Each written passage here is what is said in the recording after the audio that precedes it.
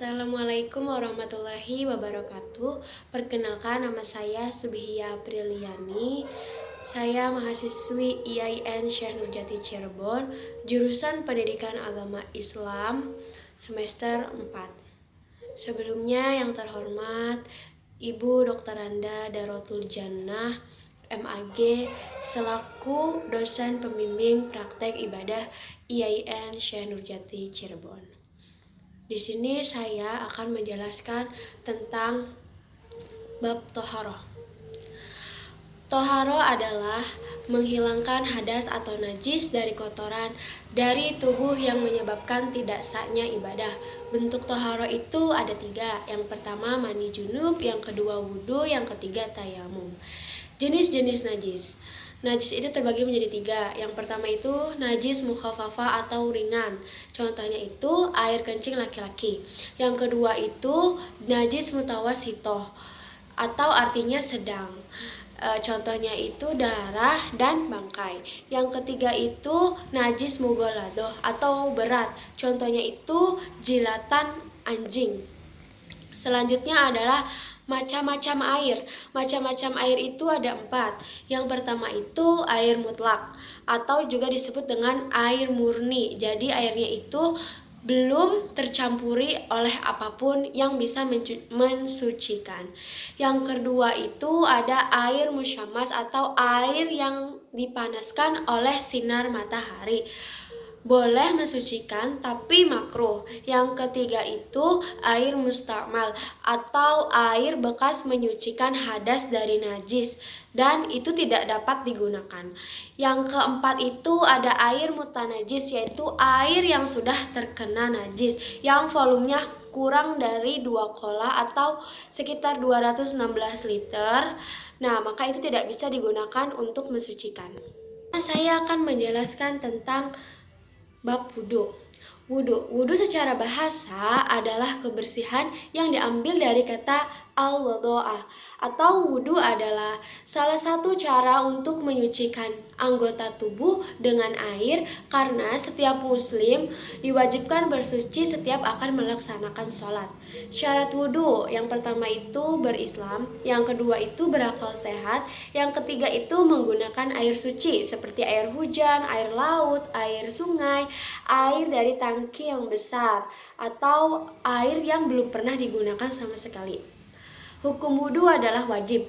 Rukun wudhu ada 6. Yang pertama itu niat. Niatnya yaitu nawaitul wudu liraf'il hadasil asgori fardu lillahi ta'ala.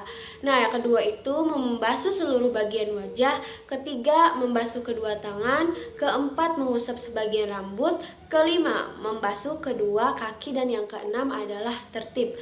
Dan setelah wudu kita harus baca doa, yaitu doanya asyhadu alla ilaha illallah wahdahu la syarikalah wa asyhadu anna muhammadan abduhu wa rasuluh Allahumma ij'alni minat tawabina waj'alni minal mutatahhirina min ibadikas sholihin. Nah, selanjutnya itu ada sunnah wudhu. Sunnah wudhu itu ada 10. Yang pertama itu bersiwak, terus mencuci kedua tangan, membaca basmalah, menyela-nyela jari kaki dan tangan, mendahulukan anggota yang kanan, baca doa setelah wudhu, terus berkumur-kumur, membasuh lubang hidung, membasuh lubang telinga. Nah, adapun yang membatalkan wudhu diantaranya adalah keluar kotoran dari alat kelamin atau anus.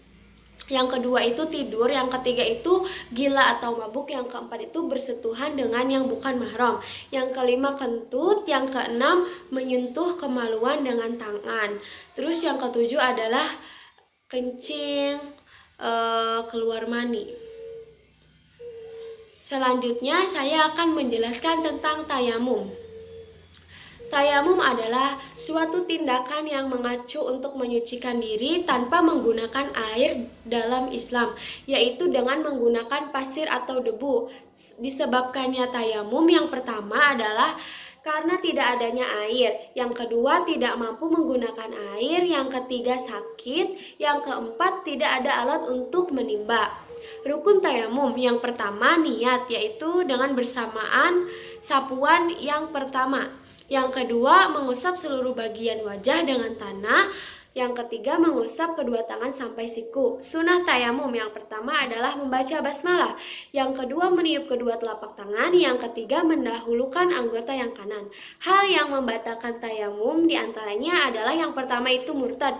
Yang kedua adalah hal yang membatalkan wudhu. Dan yang ketiga adalah melihat adanya air.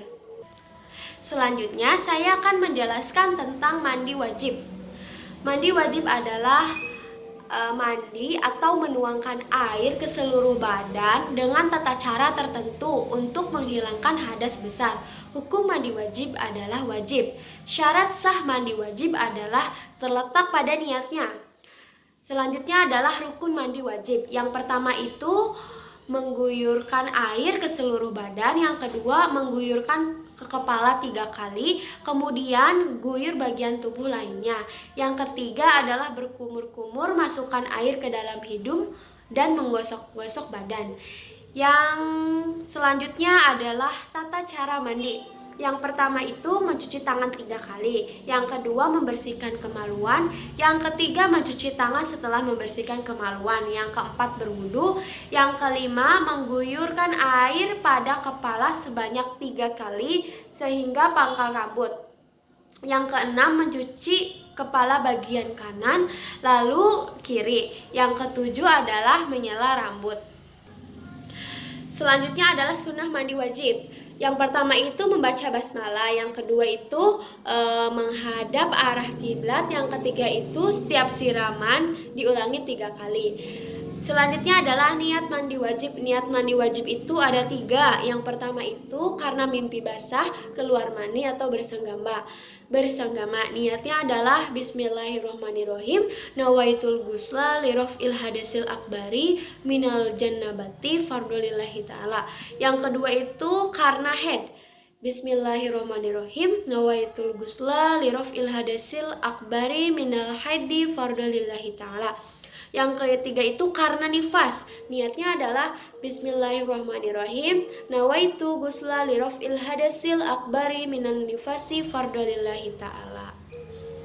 Mungkin itu penjelasan dari bab toharo. Kurang lebihnya mohon maaf. Billahi taufiq wal hidayah. Wassalamualaikum warahmatullahi wabarakatuh.